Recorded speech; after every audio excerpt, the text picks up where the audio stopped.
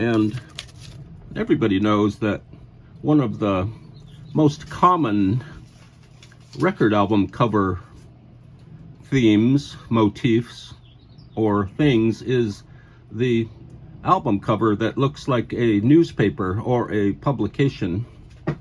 And there have been probably hundreds of album covers that emulate the newspaper motif, such as this Wendy Waldman album cover. I'm sure there are hundreds of album covers that look like the main page of a newspaper.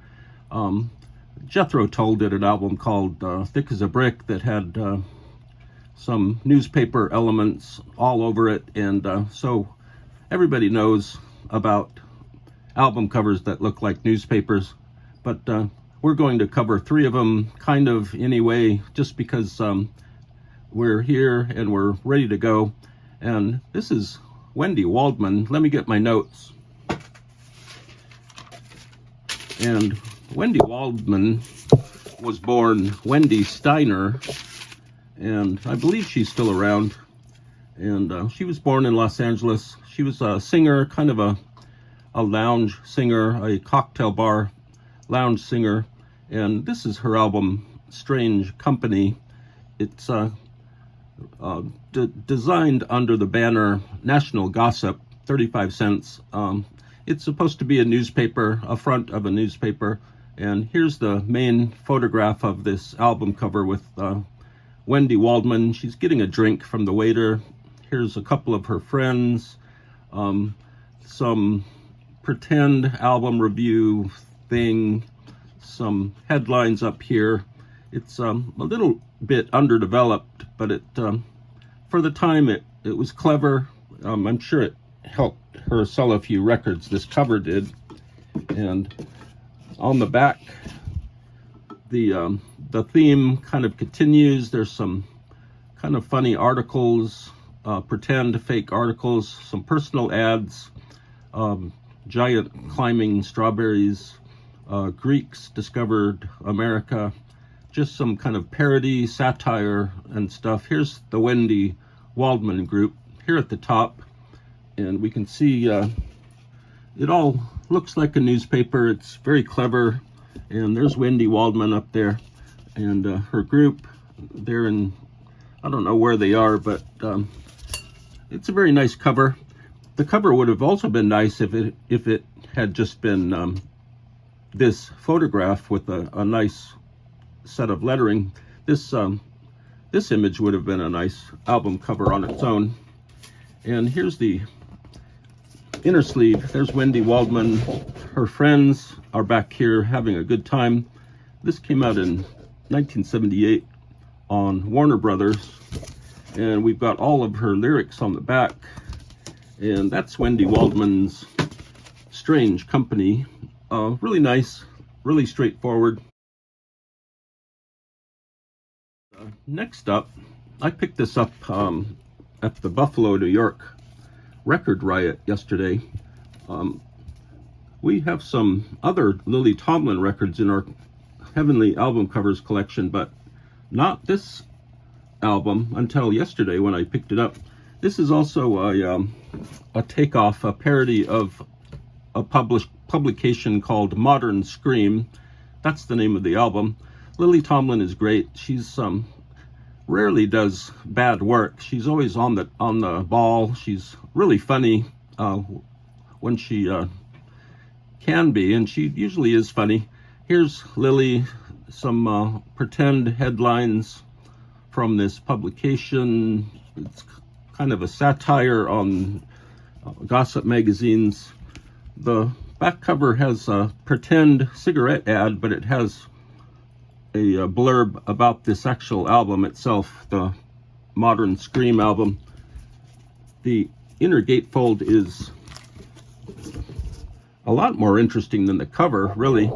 It's got some real elaborate parodies of gossip magazine ads. There's even a advertisement for a song poem company.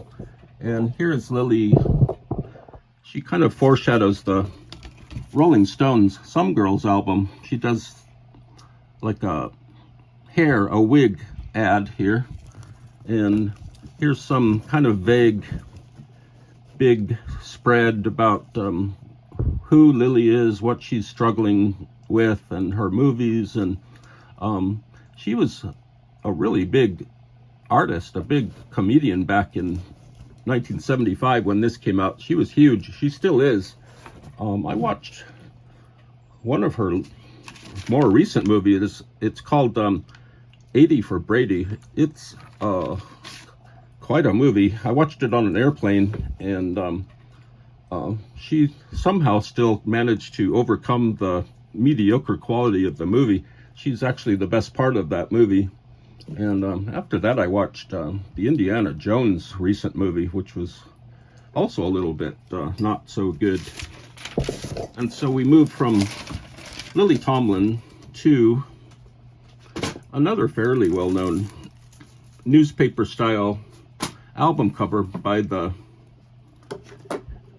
adorable Frankie Valli and the Four Seasons, also known as just the Four Seasons. Let me back up here.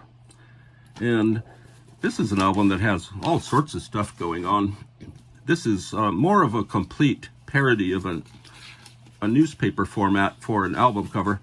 I guess this is the actual cover, and it's this is the Four Seasons psychedelic album. It's the actual music on it is very good, very elaborate, very complete, and the detail is kind of mind-boggling with these articles, lots of articles and protests and intertwining with facts and information about the Four Seasons. And it just goes on into the gatefold.